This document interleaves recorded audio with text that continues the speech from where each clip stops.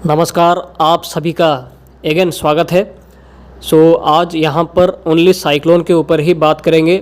अभी मॉडल की तरफ से काफ़ी ज़्यादा संकेत आ चुका है कि दोनों साइड में जो सिस्टम बनने वाला है या जो साइक्लोन बनने वाला है उसका ट्रैक इंटेंसिटी क्या रहेगा और कौन से तारीख तक ये कहाँ पर इम्पैक्ट देगा, इन सब के बारे में एक अच्छे और स्पष्ट संकेत आ चुका है।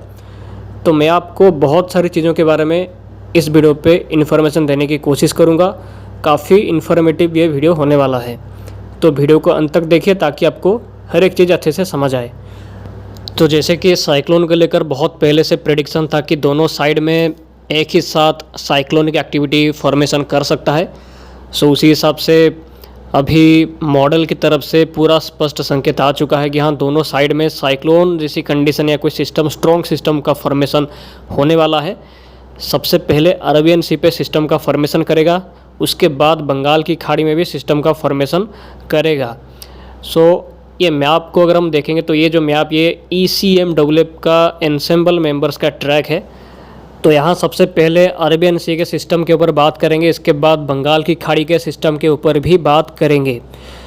तो यहाँ पर अगर हम देखेंगे तो अरेबियन सी पे एक सर्कुलेशन का फॉर्मेशन ऑलरेडी हो चुका है साउथ ईस्ट अरेबियन सी पे, जो कि पश्चिमी तट से काफ़ी दूर में ये सिस्टम का फॉर्मेशन हुआ है। और ये सिस्टम बहुत ही जल्द 18 तारीख के आसपास एक लो प्रेशर का रूप ले लेगा। इसी जगह के आसपास दक्षिण पूर्वी अरेबियन सी पे, जो कि पश्चिमी तट से दूर, इसका फॉर्मेशन होगा लो प्रेशर का। और ये 20 तारीख के आसपास एक डिप्रेशन का रूप भी ले सकता है। 20 से 21 तारीख के आसपास डिप्रेशन का रूप ले सकता है। और डिप्रेशन का रूप लेते ही ये पश्चिम उत्तर पश्चिम दिशा में ऐसे ट्रैक के हिसाब से आगे जाएगा टूवर्ड्स ओमान और येमेन। और इसका संभावना ज़्यादा है कि ये 21 से 22 तारीख के बीच में एक साइक्लोनिक स्टॉर्म या चक्रवाती तूफान का रूप भी ले सकता है। और अगर अरेबियन सी पे सबसे पहले ये चक्रवात तूफान बनता है तो इसका नाम रखा जाएगा तेज। ये सिस्टम का संभावना ज़्यादा है कि ये ओमान की तरफ या येमेन के बीच में कहीं पर भी जा सकता है। वहाँ पे लैंडफॉल इसका हो सकता है, जिससे वहाँ पर नुकसान का संभावना ज़्यादा है, खतरा का संभावना ओमान येमेन में ज़्यादा है। बट ये सिस्टम का अभी के हिसाब से पश्चिमी तट में आने का संभावना दिखाई नहीं दे रही है, या पाकिस्तान की ओर भी इसका संभावना, ट्रैक मुड़ने का संभावना दिखाई नहीं दे रही है। मतलब अभी के हिसाब से भारत का पश्चिमी तट और पाकिस्तान का हिस्सा ये अरब सागर के सिस्टम से सेफ है, जो कि अच्छी बात है काफ़ी ज़्यादा। बट ओमान, येमेन या सोमालिया में इसकी वजह से खतरा दिखाई दे रही है। और ये अरेबियन सी का सिस्टम का संभावना है कि सीवियर साइक्लोन से लेकर वेरी सीवियर साइक्लोन का इंटेंसिटी तक भी जा सकता है। बट अच्छी बात यही है कि ये भारत के पश्चिमी तट से दूर रहेगा। बट वही बंगाल की खाड़ी में अगर हम देखेंगे तो यहाँ पर सिस्टम का जो फॉर्मेशन करेगा वो इंटेंसीफाई होगा और डिप्रेशन का रूप भी लेगा और साइक्लोन का कंडीशन भी बना सकता है। और इसका संभावना ज़्यादा है कि पूर्वी भारत को आ सकता है। तो अगर हम यहाँ पर इस ट्रैक के हिसाब से देखेंगे तो इस जगह के आसपास कम से कम 18 से 20 तारीख के बीच में एक लो प्रेशर का फॉर्मेशन करेगा। ऑलरेडी एक साइक्लोनिक सर्कुलेशन का फॉर्मेशन यहाँ पर कर चुका है। बट ये सिस्टम धीरे धीरे करके इंटेंसीफाई होगा, लो प्रेशर का रूप लेगा। थोड़ा सा ऐसे ट्रैक फॉलो करने के बाद 20 तारीख के आसपास लो प्रेशर का फॉर्मेशन करेगा। और लो प्रेशर का रूप लेते ही ये धीरे धीरे करके पश्चिम उत्तर पश्चिम दिशा में आगे जाएगा और डिप्रेशन का रूप भी ले सकता है 21 तारीख के आसपास में। और संभावना ज़्यादा है कि 23 तारीख के आसपास एक साइक्लोन का रूप भी ले सकता है। इसका चांसेस भी काफ़ी ज़्यादा है, क्योंकि मॉडल अभी धीरे धीरे करके इसके बारे में संकेत करना स्टार्ट कर रहे हैं। सारे के सारे जितने भी मॉडल्स काम करते हैं सभी साइक्लोनिक स्टॉर्म का प्रेडिक्शन कर रहे हैं बंगाल की खाड़ी में। और सभी का प्रेडिक्शन ऐसा है कि ये सिस्टम बनने के बाद इसका जो ज़्यादा मैक्सिमम ट्रैक रहेगा वो या तो पूर्वी भारत की ओर रहेगा या बांग्लादेश की ओर भी रह सकता है। आप यहाँ पे ट्रैक को भी देख ही सकते हैं। यहाँ पर जो मैक्सिमम ट्रैक्स यहाँ पर दिखाया जा रहा है वो उड़ीसा, आंध्र प्रदेश, वेस्ट बंगाल या बांग्लादेश के बीच में कहीं पर भी ये सिस्टम का जाने का चांसेस अभी के टाइम पे ज़्यादा है।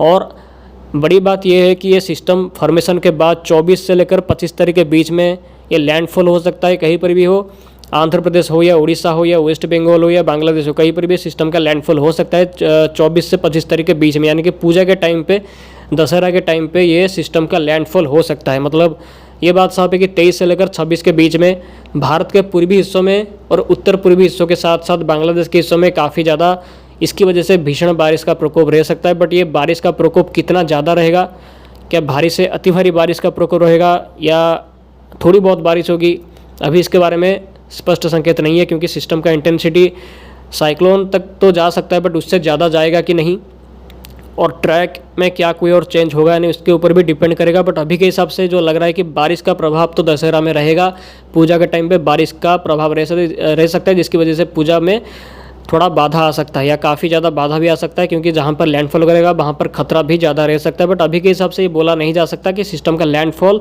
एक्चुअली में कौन से एरिया में होगा। बट अभी के हिसाब से एक ही बात साफ लग रहा है कि अरब सागर का सिस्टम जो बनेगा वो भारतीय तट से दूर जाएगा, ओमान की ओर, यमन की ओर जाएगा। बट बंगाल की खाड़ी का जो सिस्टम है वो भारत की तरफ आ सकता है और इंटेंसिफाई दोनों ही सिस्टम करेंगे। दोनों ही सिस्टम का चांसेस है कि साइक्लोन का रूप भी दोनों के दोनों ही ले सकते हैं।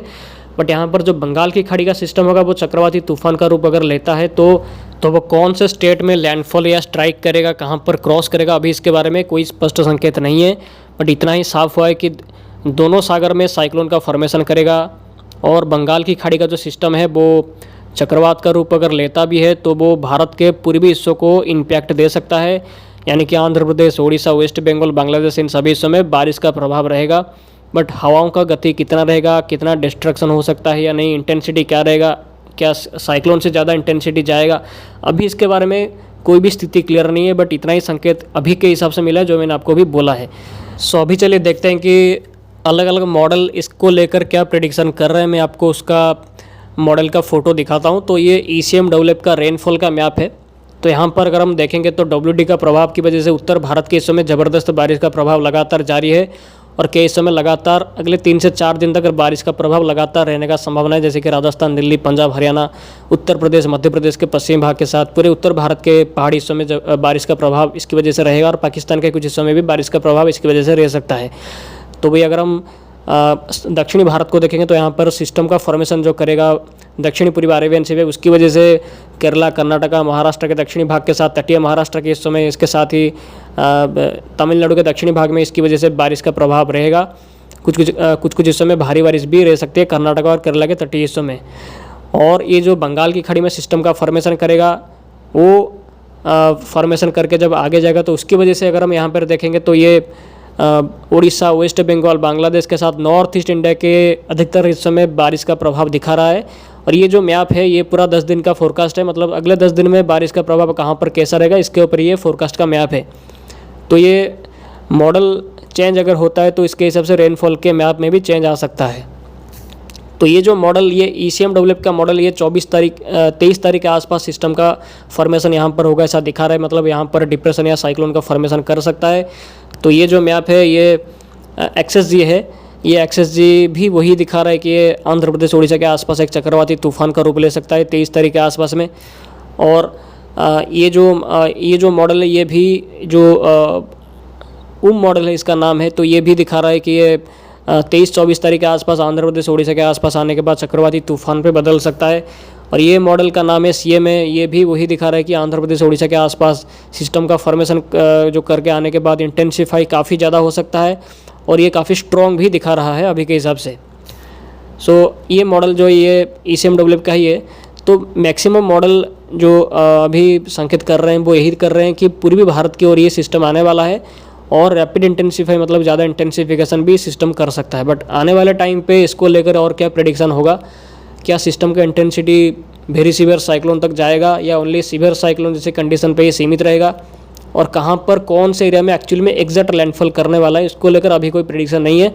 बट आने वाले 2 से लेकर 3 दिनों के अंदर इसके बारे में काफ़ी ज़्यादा संकेत आप लोगों को मैं दे पाऊंगा। तो आने वाले वीडियोस पे लगातार आपको इसके बारे में जानकारी मिलती रहेगी, सिस्टम का ट्रैक में, इंटेंसिटी में और क्या चेंज होगा या नहीं। इसके साथ चैनल को सब्सक्राइब कर लीजिए और वीडियो को लाइक भी कर दीजिए ताकि आपको लगातार मौसम के बारे में और साइक्लोन के बारे में पल पल की जानकारी मिलती रहे। और बहुत सारे लोग हैं जो कि चैनल को सब्सक्राइब ही नहीं करते। आपका एक सब्सक्राइब करने से मुझे अंदर से काफ़ी ज़्यादा मोटिवेशन मिलता है नए नए वीडियोस लाने के लिए। तो चैनल को सब्सक्राइब और वीडियो को लाइक कर दीजिए ताकि मुझे लगातार मोटिवेशन मिलती रहे नए नए वीडियोस लाने के लिए। तो इस वीडियो पे इतना ही, मिलते हैं अगले वीडियो पे। आप सभी का बहुत बहुत धन्यवाद वीडियो में आखिर तक बने रहने के लिए। आप सभी का दिन शुभ हो।